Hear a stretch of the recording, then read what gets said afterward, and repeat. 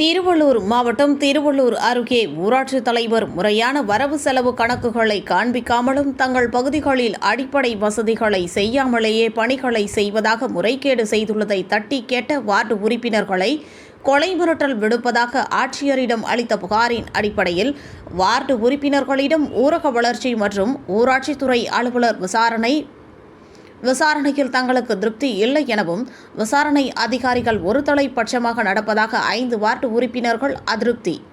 திருவள்ளூர் அருகே ஈக்காடு ஊராட்சியில் 12 வார்டுகள் உள்ள நிலையில் அதில் கடந்த சில வருடங்களாக ஊராட்சி தலைவர், துணைத் தலைவர், ஊராட்சி செயலாளர் ஆகியோர் ஒன்றிணைந்து தங்கள் கிராமத்தில் நடைபெற்று வரும் பணிகள் குறித்தான வரவு செலவு கணக்குகளை முறையாக வார்டு உறுப்பினர்களிடம் காட்டுவதில்லை எனவும் கிராம சபை கூட்டத்தில் 100 நாள் பணியாளர்களை மட்டுமே பங்கேற்க வைத்து தங்கள் வருவதற்குள் முன் கிராம சபை முடித்து விடுவதாகவும் தங்கள் பகுதிகளில் அடிப்படை வசதிகள் ஏதும் நிறைவேற்றப்படாததால் தங்களுக்கு வாக்களித்த மக்கள் தங்களை கேள்வி கேட்பதாகவும் பழுதடைந்த சாலை, எரியாத மின் விளக்குகள், பழுதடைந்த மின்கம்பங்கள், பழுதடைந்த மேல்நிலை நீர்த்தேக்க தொட்டி, தெரு முழுவதும் கொட்டி கிடக்கும் குப்பைகள் உள்ளிட்டவைகளை சீர்படுத்தியதாக கணக்கு காட்டி அதை தங்களிடமிருந்து மறைப்பதாகவும் அதை தட்டி கேட்கும் வார்டு உறுப்பினர்களை தூக்கி விடுவேன் என மிரட்டுவதாக 10 உறுப்பினர்கள் கடந்த 12ஆம் தேதி மக்கள் குறைதீர்க்கும் கூட்டத்தில் கலந்து கொண்டு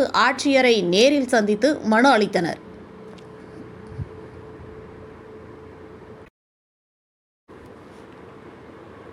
இந்த நிலையில் மனுவின் அடிப்படையில் ஊரக வளர்ச்சி மற்றும் ஊராட்சித்துறை அலுவலகத்தில் 20ஆம் தேதி அனைத்து வார்டு உறுப்பினர்கள், தலைவர்கள், துணைத் தலைவர்கள், ஊராட்சி செயலாளர் அனைவரிடத்திலும் விசாரணை நடைபெறும் எனவும் அனைவரும் நேரில் ஆஜராக வேண்டும் என அனைவருக்கும் தகவல் தெரிவிக்கப்பட்ட நிலையில் நேற்று ஈக்காடு ஊராட்சி தலைவர் லசனா சத்யா, துணைத் தலைவர் குணசேகரன் ஆகியோர் வார்டு உறுப்பினர்களை ஊராட்சி மன்ற அலுவலகத்திற்கு அவசரமாக அழைத்து சமரசம் பேசிய நிலையில் 5 வார்டு உறுப்பினர்கள் மட்டும் கலந்து கொண்டு பேசிய நிலையில் வராத 5 வார்டு உறுப்பினர்களையும் தலைவர் தொலைபேசியில் தொடர்பு கொண்டு தயவு செய்து வாருங்கள், எது வேண்டுமானாலும் செய்து தருகிறேன் என கெஞ்சும் நிலைக்கு தள்ளப்பட்டு மீதமுள்ள 5 வார்டு உறுப்பினர்கள் தலைவரை சந்திக்க செல்வதால் கடந்த 12ஆம் தேதி புகார் அளிக்க 10 வார்டு உறுப்பினர்களும் ஆட்சியரை நேரில் சந்தித்து புகார் அளித்த நிலையில் இன்று விசாரணைக்காக 2வது வார்டு உறுப்பினர்கள் ராஜன், 3வது வார்டு உறுப்பினர் பலராமன்,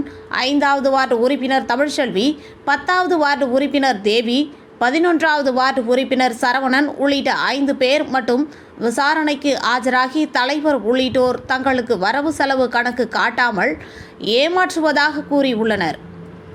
மேலும் இன்று விசாரணை செய்து தங்களுக்கு ஏற்புடையதாக இல்லை எனவும் தங்களுடன் வந்த மீதம் இருந்த 5 வார்டு உறுப்பினர்களும் இன்று தலைவருக்கு ஆதரவாக தாங்கள் பகுதிகளில் அனைத்தும் சிறப்பாக உள்ளது என வாக்குமூலம் அளித்துள்ளது தங்களுக்கு அதிருப்தியை ஏற்படுத்தியுள்ளது எனவும், இருப்பினும் தாங்கள் வார்டுகளில் இதுவரை எந்த அடிப்படை பணிகளும் நடக்கவில்லை எனவும் இன்று நடைபெற்ற விசாரணையில் தங்களுக்கு திருப்தி இல்லை என அதிருப்தி தெரிவித்தனர். மேலும் மீண்டும் நாளை ஆட்சியரை நேரில் சந்தித்து மனு அளிக்க உள்ளதாகவும் தெரிவித்துள்ளனர். இந்த நிலையில் தலைவர், துணைத் தலைவர் அவர்களுக்கு ஆதரவாக செயல்படும் 5 வார்டு உறுப்பினர்களிடமும் அதிகாரிகள் விசாரணை மேற்கொண்டு அவர்களிடம் எழுத்துப்பூர்வமாக பெற்றுள்ளது குறிப்பிடத்தக்கது. ஊராட்சி தலைவர்களின் பதவிக்காலம் இன்னும் 3 மாதத்தில் முடிவடைய உள்ள நிலையில் தங்கள் கிராமத்தில் அடிப்படை வசதிகள் செய்யவில்லை, வரவு செலவு கணக்குகளை முறையாக தங்களிடம் காட்டவில்லை என வார்டு உறுப்பினர்கள் வைத்துள்ள குற்றச்சாட்டு பரபரப்பை ஏற்படுத்தியுள்ளது. நாங்கள் பப்ளிக் எல்லாருக்குமே அது தெரியணும். இப்போ என்ன மாதிரியான அவங்க பண்ணிருக்காங்க நீங்க சொல்றீங்க? தீர்மான நோட்டு எங்க கிட்ட காட்டினா தான் அது எங்களுக்கு தெரியும். வரவு செலவே கிடையாது. இங்க பாருங்க, பொதுவா கணக்கு வழக்கு முறையாக காட்டலைங்க.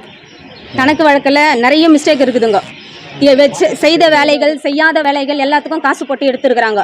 அது இப்போ நாங்கள் கேட்கும் போது இதெல்லாம் முடிஞ்சு போச்சு அப்படின்னு சொல்லிட்டு தவறான வார்த்தைகளை பேசுகிறாங்க. என் பேர் தமிழ்செல்விங்க, நான் 5வது வார்டு உறுப்பினருங்க. நான் ஈக்காடு ஊராட்சி 2வது வார்டு நம்பர்.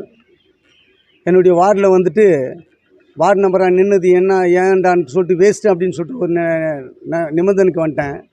என்னடானா என்னுடைய வார்டில் ஒரு வேலை கூட செய்யவே இல்லை. செய்யாததே செஞ்ச மாதிரி பில் போட்டிருக்காங்க. 12 10 வார்டு நம்பரும் சைனே பண்ணல. நவம்பர்லேருந்து சைன் பண்ணல. இது வெளியும் வந்து பார்த்திங்கன்னா 10 மாதம் ஆகுது. எப்படி பில் போட்டு எடுக்கிறாங்கன்னு சொல்லிட்டு ஒன்றுமே தெரியல. இதுக்கு தான் நாங்கள் மனு கொடுத்து கலெக்டர் ஐயாண்ட வந்தோம். ஐயா இது மாதிரி வந்துட்டு 10 மாதம் ஆச்சு, நாங்கள் சைன் பண்ணவே இல்லை.